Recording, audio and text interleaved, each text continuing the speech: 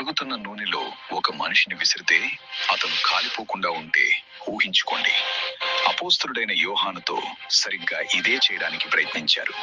పురాతన కథనాల ప్రకారం రోమన్ చక్రవర్తి డొమిషియన్ క్రైస్తవులను నిశ్శబ్దం చేయాలనుకున్నాడు.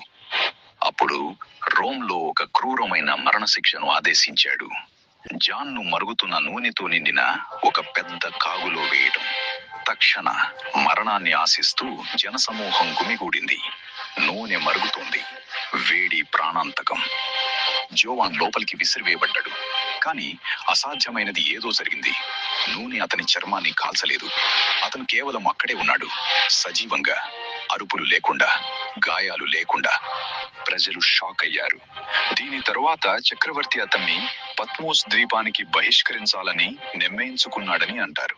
అక్కడే యోహాను బైబిల్లోని అత్యంత రహస్యమైన గ్రంథాలలో ఒకటైన ప్రకటన గ్రంథాన్ని రాశాడు. ఇప్పుడు దీని గురించి ఆలోచించు. మరుగుతున్న నూనె కుండలో నుండి ఎవరైనా ఎలా బయటపడతారు? అద్భుతమా, లేక చరిత్రలో అత్యంత వింతైన రహస్యాలలో ఒకటా?